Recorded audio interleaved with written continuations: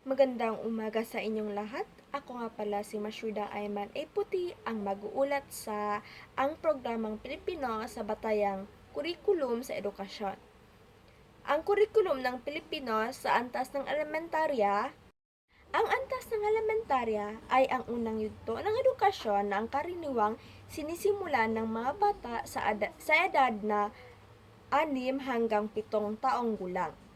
Sa panahon ng elementarya, ang mga bata ay natututo ng mga pangunahing kasaysayan at kaalaman tulad ng pagbasa, pagsusulat at pagbilang, at pag-unawa sa mga batayang konsepto sa iba't ibang larangan tulad ng agham, kasaysayan at wika. Sa loob ng elementarya, ang mga mag-aaral ay naghahati sa iba't ibang baitang tulad ng kinder o preschool, grade 1 hanggang grade 6. Sa bawat baitang, ang mga mag-aaral ay binibigyan ng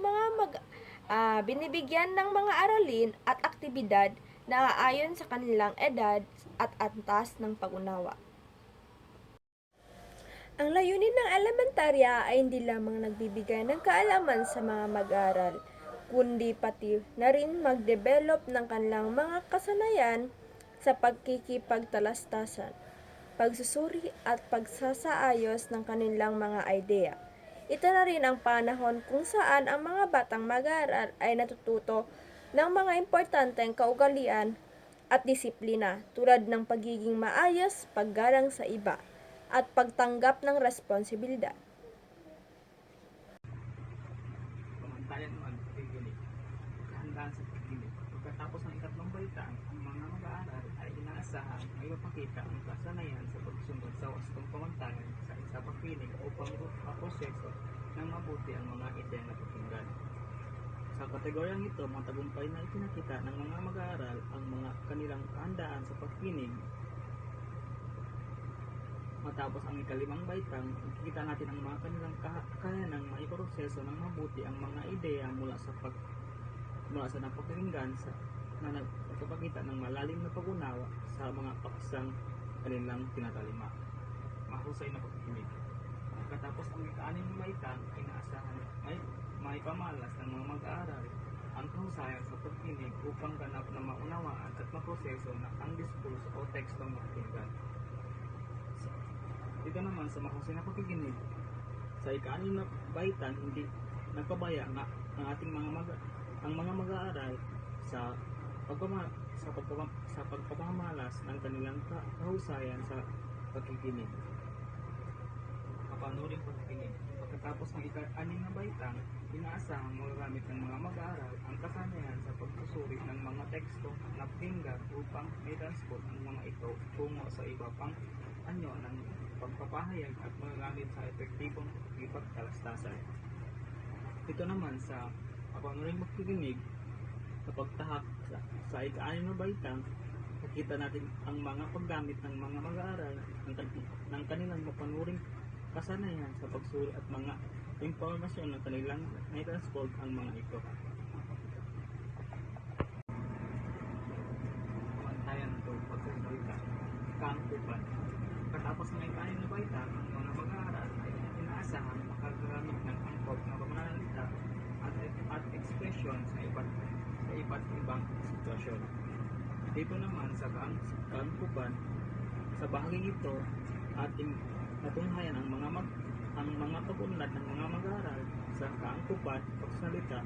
Sa pamamagitan ng pagsasalita, kanilang naipapakita ang tamang pananalita at ekspresyon sa iba't ibang sitwasyon na nagpapakita ng kanilang kahusayan sa komunikasyon. Pagsalitang diskurso. Pagkatapos ng ika-anim na baitang, ang mga pag-aaral ay inaasahang magpagpamalas ng mga paggamit ng wika sa pasalita, diskurso.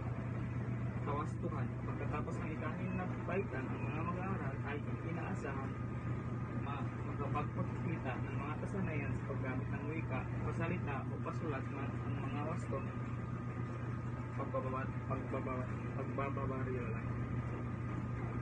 Dito naman, sa ika-anim na baitang, napansin natin ang mga kahandaan ng mga mag-aaral na makilahok sa mga pasalitang diskurso kanilang ay pamalas ang wastong paggamit ng wika sa iba't ibang konteksto, patunay na handa na silang makipagkalastasan ng maayos at may kawastuhan. Makabuluhang pagpapahayag. Pagkatapos ng ika-6 na baitang, ang mga mag-aaral ay inaasahang magagamit ng mga kasanayan sa mga makabuluhang pagpapahayag ng mga karanasan, damdamin, opinyon, pananalita at mga kaisipan sa iba. Sa huli, dito naman sa makabuluhang pagpapahayag ay sa huli makita natin ang tunay na mga ang husay ng mga mag-aaral sa paggamit ng wika upang may pahayag ng makabuluhan ang kanilang mga karanasan, damdamin, opinyon, paniniwala at kaisipan. Ito ay nagpapakita ng kanilang mga kakayanan na maging mabisang tagapag-ugma ng ideya at emosyon. Yun lang. Magandang araw sa ating lahat. Ako po si Charnila Casas Santos, ang mag-uulat sa Pamantayan 3 at Pamantayan 4. Pamantayan 3, pagbasa. Una ay kahandaan sa pagbasa. Ito ay tumutukoy sa pagpapalawak ng kasanayan ng mag-aaral sa pagbasa pagkatapos ng unang baitang. Ito ay naglalaman ng pag-unawa sa mga simpleng teksto at pagbuo ng pangungusap. Halimbawa, pagbigay ng maikling kwento o pagsulat ng mga pangungusap gamit ang mga simpleng salita. Ikalawa ay ang panimulang pagbasa. Pagkatapos ng ikatlong baitang, ito ay nagsisilbing pagsasanay para sa mga mag-aaral upang maging handa sa mas malalim na antas ng pagbasa. Kasama rito ang pag-unawa ng mas komplikadong teksto at pagsusuri sa iba't ibang aspekto nito. Halimbawa ay ang pagsusuri sa mga kwento ng iba't ibang kultura o pag-unawa sa pangunahing ideya ng isang teksto, teknikal. Pangatlo ay ang talasalitaan. Pagkatapos ng ika-6 na baitang, ito ay naglalaman ng pagpapayaman sa bokabularyo ng mga mag-aaral. Ang layunin nito ay mapalawak ang kanilang kaalaman sa mga salita at tuntunin sa wastong paggamit nito. Halimbawa, pag-aaral ng mga idioma, kasaysayan ng mga salita, o paggamit ng mga teknikal na terminolohiya sa iba't ibang larangan. Ang pang-apat naman ay ang pang-unawa. Pagkatapos ng ika-6 na baitang, ito ay naglalaman ng masusing pagsusuri at interpretasyon ng mga teksto. Layunin nito ang pagbuo ng kritikal na pag-iisip at masusing pang-unawa ng iba't ibang uri ng teksto. Halimbawa, pagsusuri ng sanaysay, editorial o pagsusuri ng implikasyon ng isang akda sa lipunan. Pamantayan 4, pagsulat. Una ay ang kahandaan sa pagsulat. Ito ay tumutukoy sa kakayahan ng mag-aaral na magsanay sa pagsulat matapos ang ikatlong baitang. Kasama dito ang pag-unawa sa wastong gramatika, retorika at pagbuo ng maayos na pangungusap. Halimbawa, ang pagbuo ng mga simpleng komposisyon o sanaysay. Pangalawa ay ang panimulang pagsulat. Ito ay ang yugto kung saan inaasahan na makakabuo na ng mga masusing pagsusuri at masusing pagsulat ang mag-aaral. Halimbawa nito ay ang pagsusulat ng buod, refleksyon o pagsusuri ng teksto.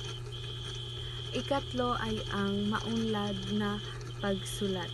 Pagkatapos ng ika-6 na baitang, Sa yugtong ito, inaasahan na magtagumpay na ang mag-aaral sa pagsulat ng masusing teksto, kabilang na ang pagsulat ng masalimuot na komposisyon, ulat ng pananaliksik o iba pang pagsusulat na nangangailangan ng mas mataas na antas ng kasanayan.